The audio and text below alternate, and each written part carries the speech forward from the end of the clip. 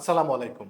বাংলাদেশ বিমান বাহিনীতে যারা গর্বিত কমিশনড অফিসার হতে চাও তাদের জন্য আরেকটি সুবর্ণ সুযোগ অলরেডি চলে এসেছে। বলছি 91 বাফা কোর্সের সার্কুলারের কথা। আজকের এই এপিসোডে 91 বাফা কোর্সের ইন ডিটেলস কথা বলবো, তাই এই কোর্সটিতে যারা পরীক্ষা দিতে ইচ্ছুক তারা শেষ পর্যন্ত আমার সাথেই থাকবে। 91 বাফা কোর্সের সার্কুলারে সর্বমোট 6টি ব্রাঞ্চের কথা উল্লেখ রয়েছে। এই 6টি ব্রাঞ্চের মধ্যে 5টি ব্রাঞ্চে অ্যাপ্লিকেশন করতে পারবে শুধুমাত্র সায়েন্সের ক্যান্ডিডেটরা, এবং একটি ব্রাঞ্চ যেটি অনেক কাঙ্ক্ষিত ছিল অনেকের কাছেই, বিকজ অফ লাস্ট টু কোর্সে এই ব্রাঞ্চের সার্কুলারটি ছিল না, সেটি হচ্ছে অ্যাডমিন ব্রাঞ্চ। এই অ্যাডমিন ব্রাঞ্চে নিয়ে আগ্রহ থাকার কারণ হচ্ছে সকল ডিপার্টমেন্টের ক্যান্ডিডেটরা এই ব্রাঞ্চটিতে অ্যাপ্লিকেশন করতে পারবে। এই 6টি ব্রাঞ্চের মধ্যে অ্যাপ্লিকেশন করার ক্ষেত্রে কিছু একাডেমিক কোয়ালিফিকেশন তারতম্য রয়েছে, আমরা প্রথমে সেটি জানব। 6টি ব্রাঞ্চের মধ্যে প্রথম যে 5টি ব্রাঞ্চ অর্থাৎ জিডিপি, ইঞ্জিনিয়ারিং, লজিস্টিক্স, এটিসি এবং এডিডব্লিউসি, এই ব্রাঞ্চগুলোতে অ্যাপ্লিকেশন করতে পারবে শুধুমাত্র সায়েন্সের ক্যান্ডিডেটরা। সেক্ষেত্রে এসএসসি এবং এইচএসসিতে আলাদাভাবে জিপিএ থাকতে হবে 4.50। তার পাশাপাশি আরেকটি কন্ডিশন, অবশ্যই ফিজিক্স ম্যাথ থাকতে হবে এবং ফিজিক্স ম্যাথে থাকতে হবে এ গ্রেড। এবং যারা ইঞ্জিনিয়ারিং ব্রাঞ্চে অ্যাপ্লিকেশন করবে তাদের ফিজিক্স ম্যাথের পাশাপাশি কেমিস্ট্রি থাকতে হবে। অন দ্য আদার হ্যান্ড, যে ব্রাঞ্চটির কথা বলছিলাম সকল ক্যান্ডিডেটরা অ্যাপ্লিকেশন করতে পারবে, সেটি হচ্ছে অ্যাডমিন ব্রাঞ্চ। অ্যাডমিন ব্রাঞ্চে সায়েন্স, আর্টস, কমার্স সকল ডিপার্টমেন্টের ক্যান্ডিডেটরা অ্যাপ্লিকেশন করতে পারবে। এক্ষেত্রে একই জিপিএ রিকোয়ারমেন্ট, অর্থাৎ ইন্ডিভিজুয়ালি এসএসসি এবং এইচএসসিতে 4.50 থাকতে হবে, তবে সাবজেক্ট ওয়াইজ কোনো জিপিএ রিকোয়ারমেন্ট নেই।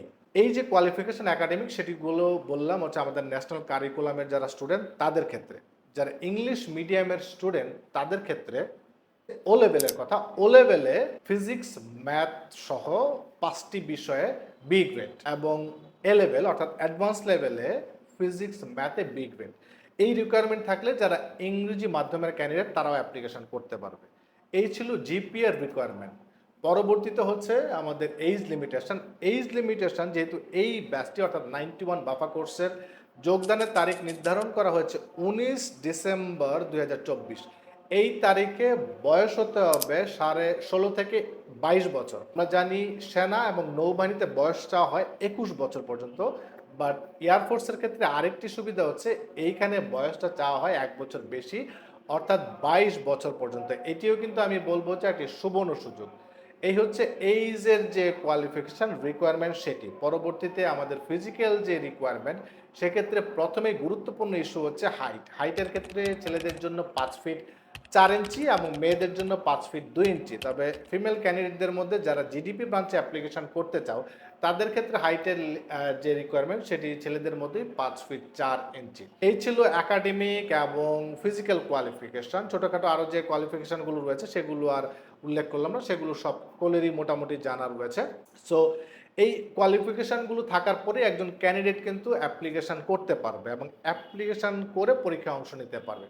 অ্যাপ্লিকেশন এবং পরীক্ষার যে ডেডলাইন বা তারিখ দেওয়া রয়েছে সেগুলো হচ্ছে এয়ারফোর্সের যে সার্কুলার সিস্টেম, সেই সার্কুলার সিস্টেমটা হচ্ছে সার্কুলারে অনেকগুলো ডেট উল্লেখ থাকে, সেই ডেট অনুযায়ী একজন ক্যান্ডিডেট পরীক্ষায় অংশ নিতে পারে। চলমান 91 বাফা কোর্সের যে সার্কুলার, এই সার্কুলারটিতে সেই ডেটগুলো রয়েছে 26 জুন থেকে 29 সেপ্টেম্বর পর্যন্ত, সর্বমোট 23টি ডেট। 26 জুন মাসে 1টি, জুলাই মাসে 7টি, আগস্ট মাসেও 7টি এবং সেপ্টেম্বর মাসে 8টি ডেট। এই ডেটের মধ্যে একজন ক্যান্ডিডেট তার পছন্দ মতো তারিখ অনুযায়ী পরীক্ষায় অংশ নিতে পারবে। এবং এয়ারফোর্সের পরীক্ষার ক্ষেত্রে আরেকটি সুবিধা হচ্ছে একজন ক্যান্ডিডেট যদি ইনিশিয়াল ধাপে কোনো তারিখে বাদ পড়ে যায়, অর্থাৎ যদি কেউ 26 জুন সাপোজ পরীক্ষায় অংশ নিল, সে যদি বাদ পড়ে যায় কোনো স্টেজে, তাহলে সে পরবর্তী তার যে ডেটগুলো রয়েছে রেস্ট অফ দ্য ডেট, সেখানে তার পছন্দ মতো ডেট অনুযায়ী অ্যাপ্লিকেশন করে পুনরায় অংশ নিতে পারবে।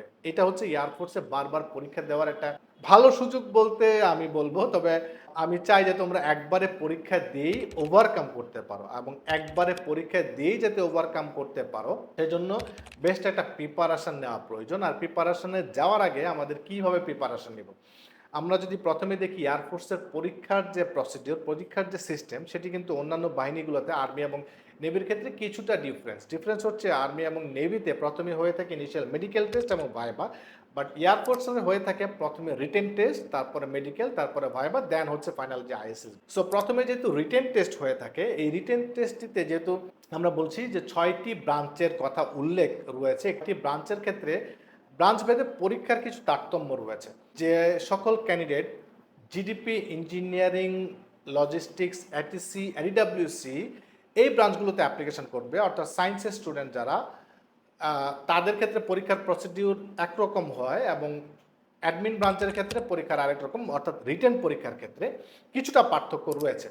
প্রথমে হচ্ছে সকল যে ব্রাঞ্চের ক্যান্ডিডেটরাই অংশ নেবে রিটেন পরীক্ষায়, সেখানে প্রথমে হয়ে থাকবে 100 মার্কসের আইকিউ টেস্ট এবং আইকিউগুলো এমসিকিউ আকারে হয়ে থাকে। এই আইকিউ টেস্টে যারা ওভারকাম করতে পারবে তাদের পরবর্তীতে সকল ক্যান্ডিডেটরাই অংশ নেবে 50 মার্কসের ইংলিশ পরীক্ষা এবং এই ইংলিশ পরীক্ষাটিও হয়ে থাকে এমসিকিউ আকারে।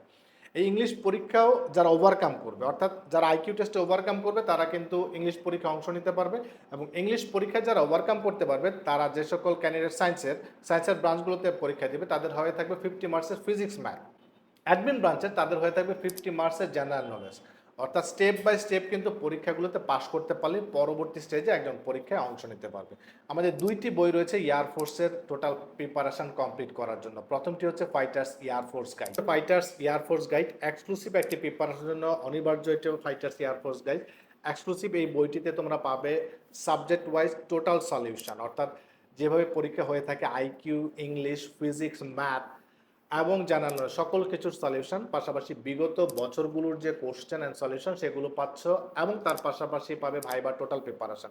এই বইটি এক্সক্লুসিভ একটি বই। এই বইটি তোমরা সংগ্রহ করবে এবং এই বইটির মাধ্যমে তোমার ইনিশিয়াল ধাপের প্রিপারেশন টোটালটাই কমপ্লিট করতে পারবে এবং তার পরবর্তীতে যারা এটি ওভারকাম করতে পারবে ইনিশিয়াল ধাপগুলো, তাদের রয়েছে আইএসএসবি পরীক্ষা।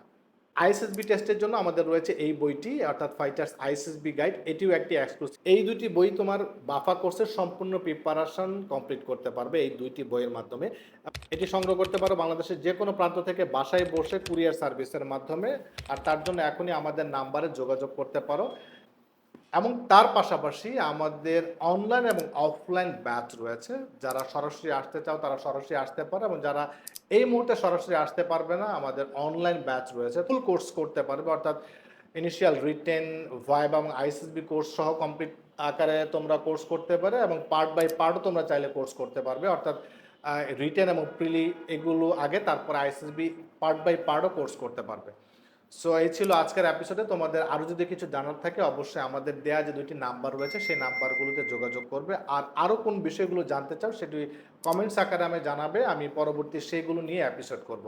তোমাদের জন্য শুভকামনা, তোমাদের স্বপ্ন পূরণ হোক এবং সামনের সময়টুকু বেস্ট ওয়েতে কাজে লাগাও। আজকের এপিসোডটিতে এই পর্যন্তই। Thank you so much. আসসালামু আলাইকুম।